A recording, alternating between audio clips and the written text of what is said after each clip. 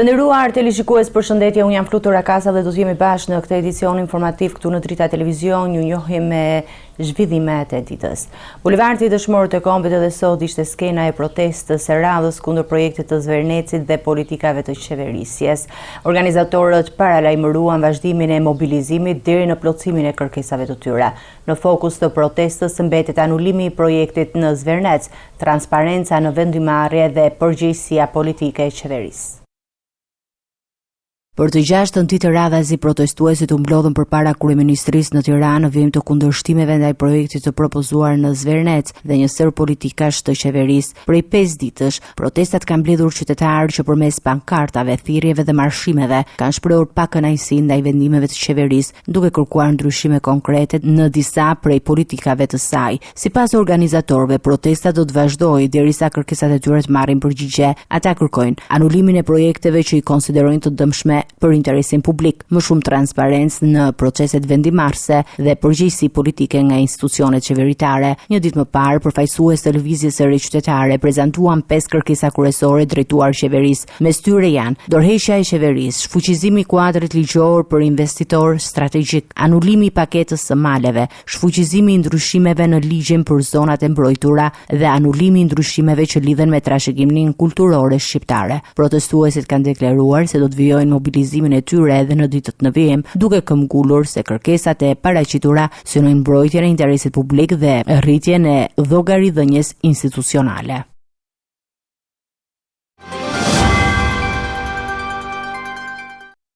Kryeministri i vendit Edi Rama ka deklaruar nga samiti BE Ballkani Perëndimor në Tivat se nuk ekziston ende asnjë projekt i miratuar për investimin e propozuar në Zvernec. Ai theksoi se debatet publike duhet bazohen në fakte dhe jo në spekulime. Rama i cilësoi disa nga pretendimet të përhapura si pjesë të një lufte hibride dhe sulme disinformuese në rrjetet sociale. Kryeministri Edi Rama ka reaguar lidhur me debatin që janë ngritur një investim të mundshëm në zonën e Zvernecit, duke sqaruar se aktualisht nuk ekziston asnjë projekt i miratuar dhe përrjedhoi sipas tij nuk ka arsye për shqetësim. Duke folur nga Tivati, ku po merr pjesë në samitin e BE-s Ballkani Perëndimor, Rama theksoi se diskutimi publik duhet të mbështetet në fakte konkrete dhe jo në spekulime apo interpretime të pavërteta. Ai i cilësoi si pjesë të një lufte hibride pretendimet që lidhin projektin me ide të ndryshme politike apo ndërkombëtare, duke akuzuar aktor të jashtëm për përhapjen narrative të rrem në rrjetet sociale. Kjo lidhet para të gjithash me një luftë hibride dhe me armiqtë e vendit. Ne e dim kush janë. Kushdo që njeh historinë tonë, i njeh dhe ata, iranianët të cilët prej kohësh janë përfshirë në sulme kibernetike kundër nesh dhe që na kanë shkaktuar aq shumë dëme sa që u detyruam t'i dëbonim. Janë pjesë e kësaj përpjekjeje për të ushqyer narrativën se projekti nuk është ai që thuhet se është, por një marrëveshje mes meje dhe Netanyahut, e sajuar nga Jared Kushner për të sjellë palestinezët nga Gaza në Shqipëri. Kreu i qeverisë theksoi se nuk bëhet fjalë për një projekt miratuar dhe se procesi ndodhet ende në fazën konceptuale ku janë përfshirë arkitektë dhe ekspertë ndërkombëtar të nivelit të lartë. Mendoj se mediat perëndimore duhet të jenë shumë të kujdesshme sepse faktet kanë rëndësi dhe duhet të ketë gjithmonë rëndësi. Nuk ka projekt të miratuar, prandaj nuk ka asnjë arsye për shqetësim, për sa kohë që projekti nuk ekziston ende. Ndërkohë, në këtë nisëm janë angazhuar disa nga arkitektët më të mirë në botë, inxhinier të nivelit më të lartë dhe arkitekt peizazhi. Synimi nuk është të shkaktohet ndonjë dëmtimi natyrës, por të krijojë diçka unike, një projekt i jashtëzakonshëm për Shqipërinë, që njëkohësisht do të jetë edhe një dhuratë e Shqipërisë për të gjithë ju në Europë. Kryetari i Partisë Demokratike Sali Berisha ka deklaruar se partia e tij respekton të drejtën e qytetarëve për të protestuar, duke theksuar se nuk qëndron pas protestës së zhvilluar para kryeministrisë. Ai njëkohësisht ka kërkuar hetim të plotë për rrethanat e vrasjes së efektivit të policisë së shtetit Enea Mekolli gjatë një operacioni policor. Berisha ngriti gjithashtu pikpyetje mbi mënyrën e organizimit të ndërhyrjes dhe kërkoi përgjegjësi institucionale. Kryetari i Partisë Demokratike Sali Berisha ka komentuar protestën e qytetarëve pranë kryeministrisë, duke theksuar se respekton të drejtën e çdo qytetari për të protestuar, por duke sqaruar se Partia Demokratike nuk është organizatore e saj dhe nuk e mbështet cinizm politike. Gjatë një komunikimi me gazetarët, Berisha nënvizoi se PD-ja ka agjendën e saj të protestave, ndërsa çdo protestë e shoqërisë civile është sipas tij një drejtë demokratike që duhet të respektuar pa ndërhyrje politike. Qëndrimi ynë ne mbështesim plotësisht të drejtën e çdo qytetari për protestë, në mënyrë të palëkundur. Qytetarët e lirë kanë të drejtën të protestojnë për çdo gjë që ata e gjykojnë të arsyeshme. Partia Demokratike ka agjendën e saj të protestave dhe kur ajo thret protestë, ajo është e hapur për të gjithë qytetarët që duan të angazhohen. Në të njëjtën konferencë ai u ndal dhe te ngjarja tragjike ku humbi jetën efektivi i shqiponjave Enea Mekolli, duke i shprehur ngushëllim familjes së tij dhe duke kërkuar hetim të plot për operacionin policor. Të dënoj me forcën më të madhe këtë krim të shëmtuar i sponsorizuar nga shteti i lidhur kë me kokë me krimin. I bëj thirrje dhe prokurorisë hetoj, por angazhimi i Komisionit të Sigurisë Parlamentit është i domosdoshëm. Operacioni i tillë më spaku mund të thuhet i keq organizuar, i keq planifikuar, të kontrollohen mirë të gjitha komunikimet që vrasi ka patur për të parë nëse kemi një dekonspirim të operacionit apo jo. Berisha ju rikthye edhe akuzave për korrupsion ndaj qeverisë, duke thënë se kryeministri Edi Rama ka mbyllur dosjen e aferave që hetohen nga SPAK, por theksoi se opozita do të vijojë denoncimet në çdo shkelje të ligjit. Unë mendoj se çështjen Balluku Rama me raport me SPAK-un e ka mbyll përfundimisht. Nuk do e mbyll kurrë raport me opozitën.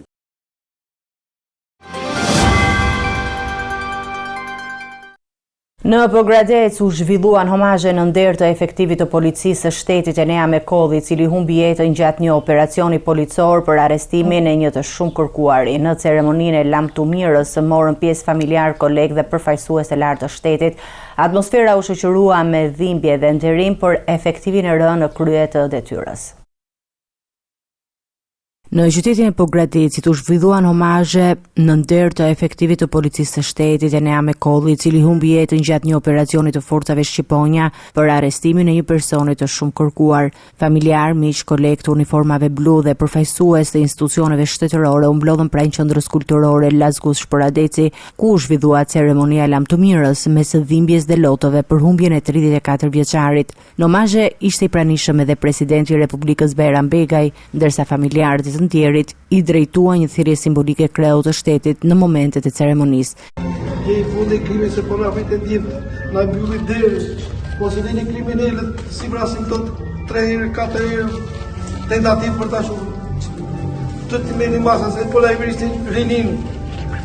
Vejuri të zot të vendit se i latë këtë vend në dorë të kriminalëve, po sondoj kriminalët në çdo cep të Shqipërisë, nuk po dominon dot policia, dominon krimin.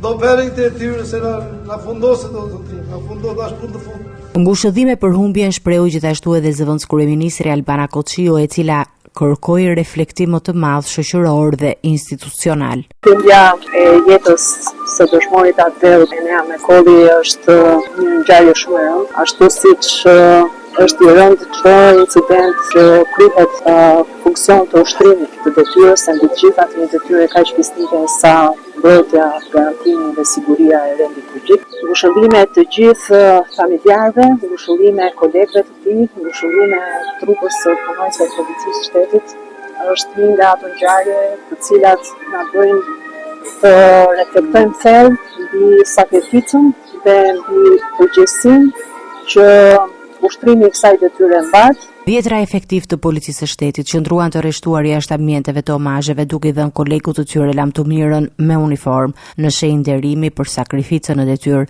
Sipas protokollit shtetëror, dëshmorët e atë shprehen në varrezat e Tiranës, por në këtë rast është respektuar dëshira e familjes që Mekolli të varroset në vendlindjen e tij në Pogradec, pranë vëllait të ndjer. Familja ka rrëfyer se ai kishte ndjekur rrugën e vëllait në shërbimin policor, i cili më herët kishte humbur jetën për shkak të një mundi të rënd, duke shprehur dëshirën që të dy të prehen pranë njëri tjetrit. Ngjarja tragjike ndodhi gjatë një operacioni të forcave shqiponja, ku gjatë ndërhyrjes i dyshuari hapi zjarr ndaj policisë, duke lënë të vdekur në vend efektivin me kolli dhe duke plagosur rënë një koleg të tij. Autori i dyshuar u plagos gjithashtu gjatë shkëmbimit të zjarrit dhe ndodhet jashtë rrezikut për jetën.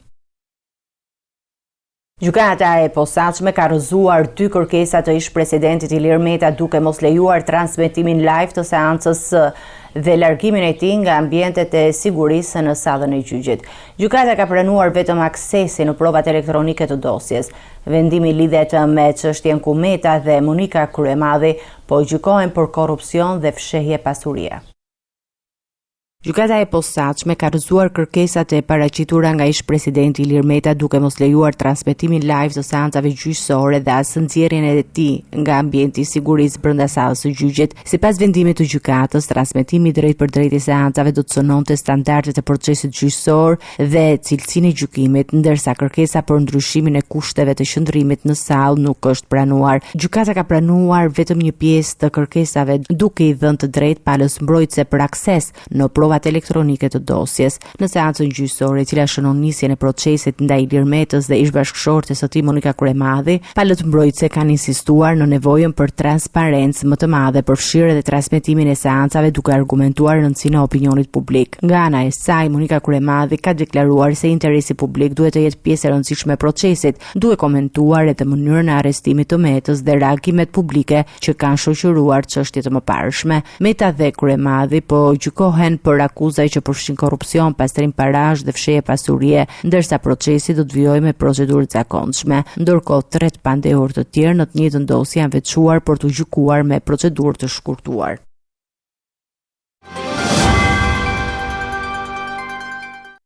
Ministri i Financave Petrit Malaj ka deklaruar se indeksimi i pensioneve mund të realizohet brenda muajit qershor ose në fillim të korrikut, ndonse ende nuk është marrë vendim përfundimtar. Ai theksoi se procesi po diskutohet me Institutin e Sigurimeve Shoqërore dhe se janë krijuar hapësira buxhetore për realizimin e tij. Paralelisht, ministri raportoi rritje të ardhurave nga rivlerësimi i pasurive dhe përgatitjen e një projekt ligji për sigurinë e detyrueshëm.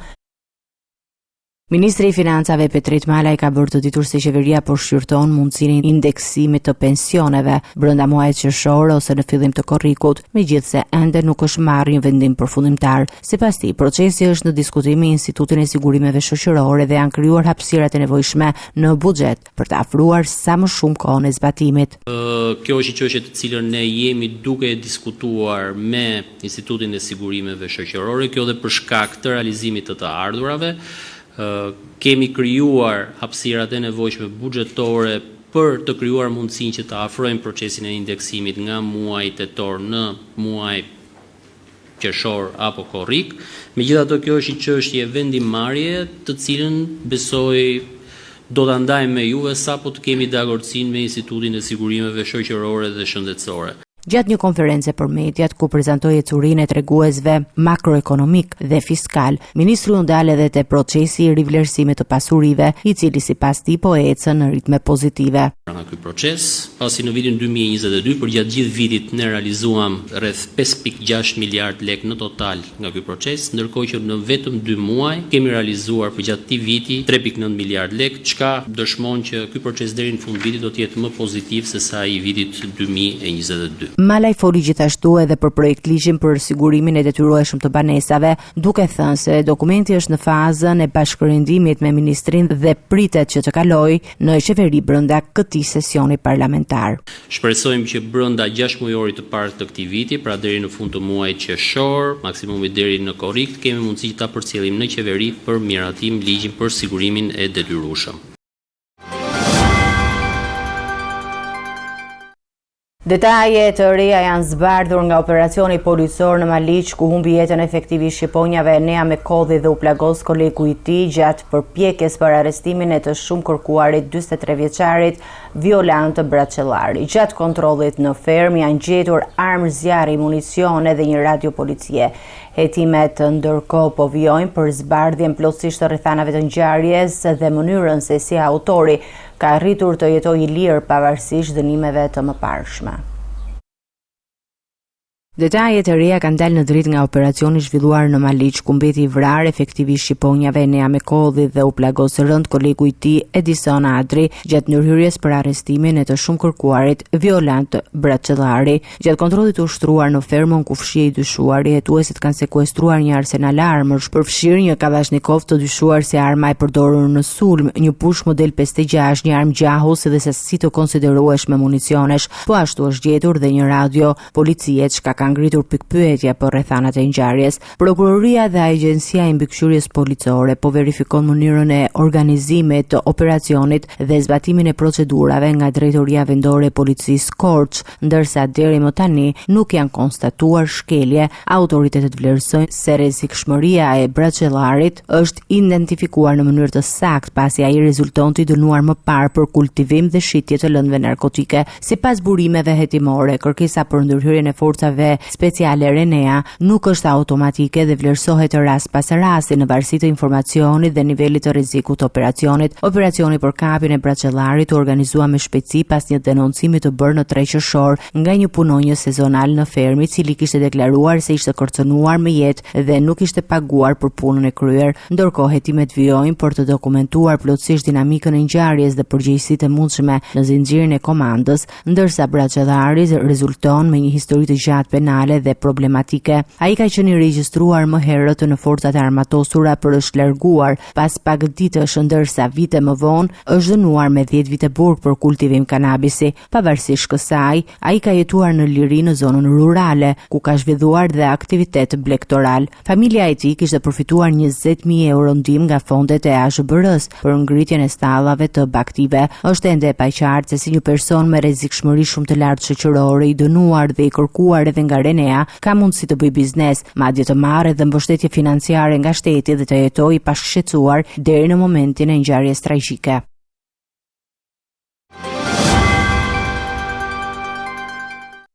Bordi i Transparencës ka rishikuar për herë të dytë brenda 24 orëve çmimin tavan të karburanteve në vend. Vendimi i fundit parashikon ulje me 3 lekë për litër si për naftën ashtu edhe për benzinën në tregun me pakicë dhe atë shumit. Sipas bordit, ndryshimet e reflektojnë luhatjen e çmimeve në tregjet ndërkombëtare.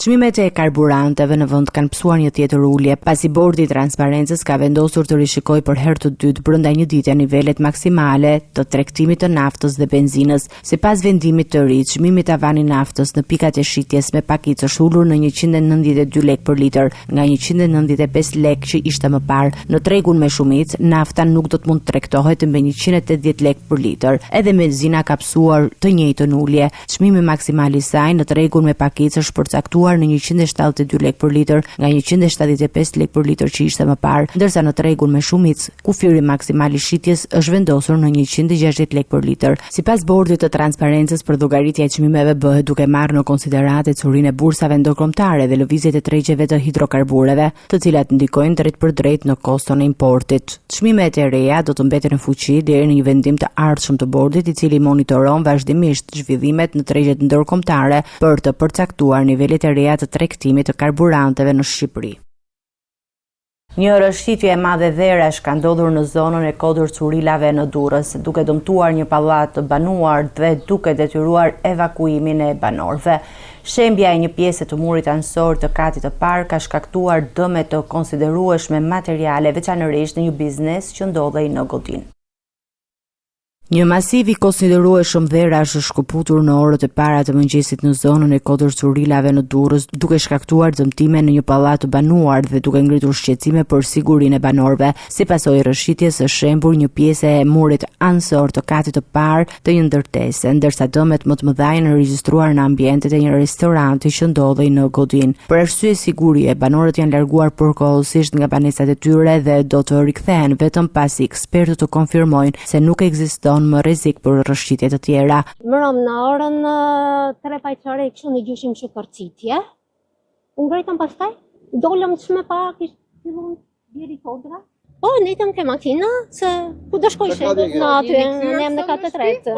Jo, nuk jemi këtyra koba. Qohëm i alarmon, vi shof, u që njerëzit, policia fillet të nxjerë edhe ke pallati, edhe këtu mos kishte një ime në ndronë gjithë për jashtë. Si që shifni, kishte ra Kodra, është një vetëm zhurma, kur një zhurmë e të mërshme. Pa energji elektrike, ka ardhur një elektriku me urgjencë, po punën në vaksinat për të venos energjinë elektrike, por banorët s'kan hyrë asnjëri. Zona e Currilave njihet për përbërjen argjilore të terrenit, shka e bën më të ndjeshme ndaj fenomeneve të tilla, sidomos pas rreshjeve ose lëvizjeve sismike. Në terren ndodhen strukturat e emergjencave civile, pushteti vendor dhe ekspertu fushës, të cilët po kryejnë vlerësimin e dëmeve dhe po shqyrtojnë masat që duhen ndërmarrë për stabilizimin e terrenit dhe mbrojtjen e banorëve.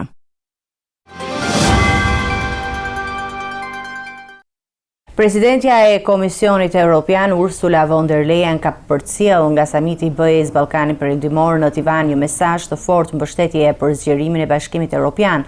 Von der Leyen vlerësoi progresin e Shqipërisë dhe të Malit të Zi në rrugën drejt integrimit evropian.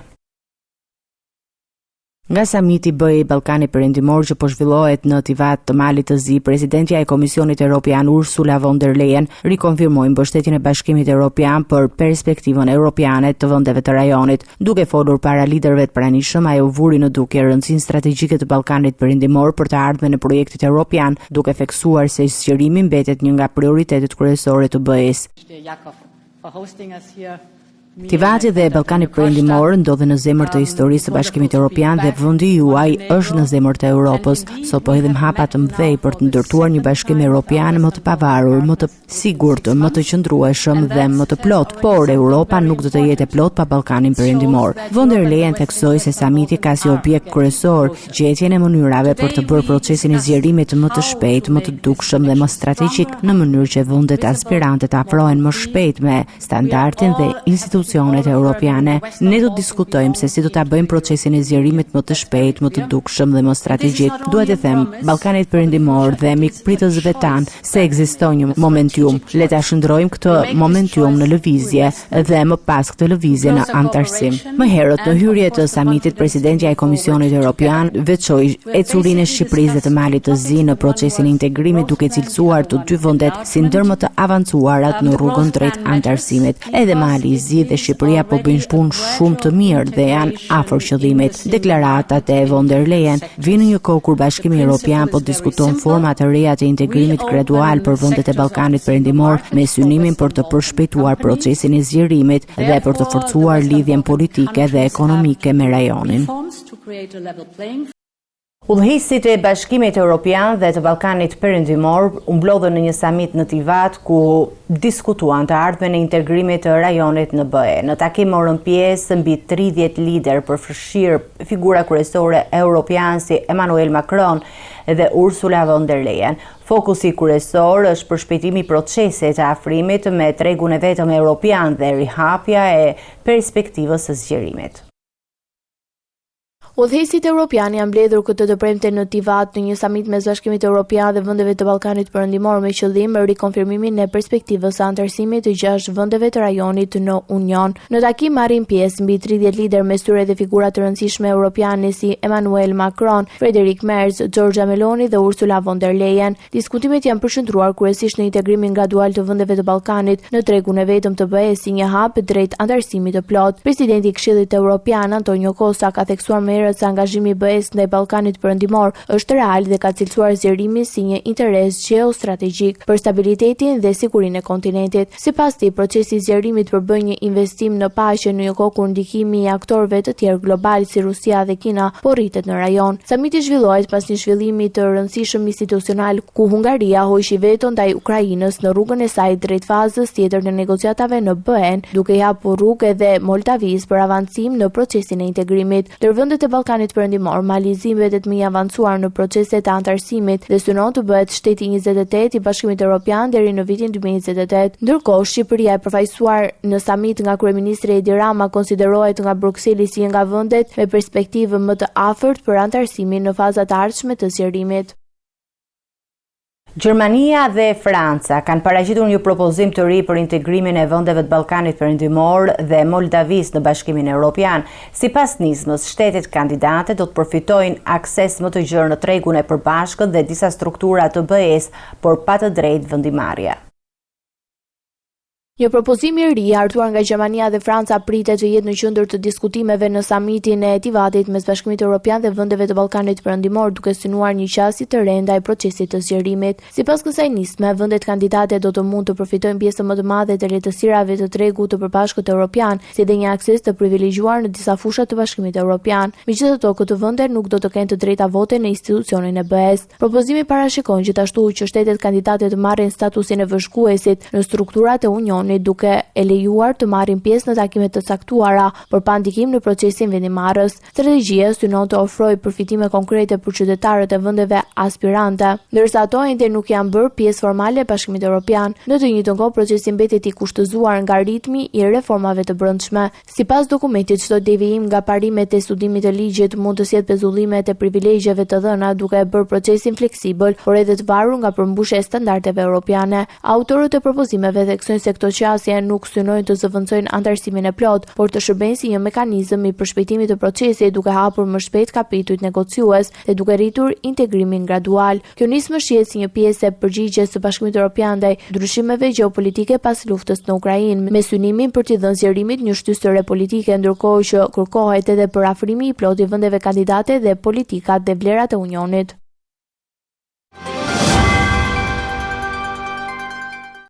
Të nderuar teleshikues, sot jemi me parashikimin e motit. Territori shqiptar për datën 6 qershor 2026 do të karakterizohet nga kushte atmosferike të qëndrueshme, me dominim të kthjellimeve dhe intervale të gjata me diell në të gjithë vendin. Vranësira do të jenë të pakta dhe kalimtare, kryesisht në relievet malore gjatë orëve të pasdites. Paraditja do të jetë kryesisht me diell në pjesën më të madhe të vendit, ndërsa pasditja vijon me mot të kthjellët dhe temperatura tipike verore. Mundësia për reshje mbetet shumë e ulët. Temperatura minimale pritet të zbresë deri në 12 gradë Celsius, ndërsa ajo maksimale do të arrijë deri në 31 gradë Celsius. Gjatë ditës priten rreth 10 deri në 12 orë me diell. Era do të fryejë lehtë nga drejtimi veri-perëndimor me shpejtësi 2 deri në 4 metra për sekond. Deti do të ketë dallgëzim të ulët rreth 1 deri në 2 ball. Indeksi ultraviolet për Tiranën pritet të jetë i lartë rreth 8 deri në 9. Sipas të dhënave astronomike, lindja e diellit në Tiranë do të jetë rreth orës 5:01 minutë, ndërsa perëndimi rreth orës 20:18 minuta. Temperaturat minimale dhe maksimale për disa qytete kryesore të Shqipërisë do të jenë si më poshtë: Shkodër 18 deri në 31 gradë Celsius, Kukës 14 deri në 27 gradë Celsius, Peshkopi 13 deri në 28 gradë Celsius, Tiranë 15 deri në 29 gradë Celsius, Durrës 18 deri në 28 gradë Celsius, Kavaj 17 deri në 28 gradë Celsius, Elbasan 17 deri në 30 gradë Celsius, Berat 18 deri në 31 gradë Celsius, Korç 12 deri në 25 gradë Celsius, Vlorë 19 deri në 28 gradë Celsius, Gjirokastër 13 deri në 27 gradë Celsius, Sarand 18 deri në 28 gradë Celsius. Territori i Kosovës për datën 6 qershor 2026 do të karakterizohet nga mot relativisht i qëndrueshëm, me alternime mes kthjellimeve dhe vranësirave të pakta kalimtare. Paraditja do të ketë intervale me diell në pjesën më të madhe të territorit, ndërsa pasditja do të vijojë me mot të ngrohtë dhe vranësira të lehta në disa zona malore. Temperatura minimale pritet të zbresë deri në 10 gradë Celsius, ndërsa ajo maksimale do të arrijë deri në 29 gradë Celsius. Era do të fryejë lehtë nga drejtimi veri-perëndimor me shpejtësi 2 deri në 4 metra për sekond. Indeksi ultraviolet për Prishtinën pritet të jetë mesatar deri lart rreth 7. Sipas të dhënave astronomike, lindja e diellit në Prishtinë do të jetë rreth orës 4:51 minutë, ndërsa perëndimi rreth orës 20:17 minuta. Temperaturat minimale dhe maksimale për disa qytete kryesore të Kosovës do të jenë si më poshtë: Mitrovica 12 deri në 28 gradë Celsius, Podujev 10 deri në 27 gradë Celsius, Skënderaj 11 deri në 28 gradë Celsius, Pej, 12 deri në 28 gradë Celsius. Prishtinë, 10 deri në 28 gradë Celsius. Gjakov, 13 deri në 29 gradë Celsius. Malishev, 12 deri në 29 gradë Celsius. Gjilan, 11 deri në 28 gradë Celsius. Ferizaj, 11 deri në 28 gradë Celsius. Kaçanik, 10 deri në 27 gradë Celsius. Suarek, 12 deri në 29 gradë Celsius. Prizren, 13 deri në 29 gradë Celsius. Ishte gjithçka e përgatitur në këtë edicion informativ. Për më shumë zhvillime klikoni në faqen tonë zyrtare drita.tv. Mund të ndiqni në rrjetet sociale Facebook, Instagram, YouTube ku jemi me përditësime në çdo kohë. Vazhdoni të qëndroni në shoqërinë e televizionit Drita bashkë me Ruta Kofshim në edicionet e ardhshme.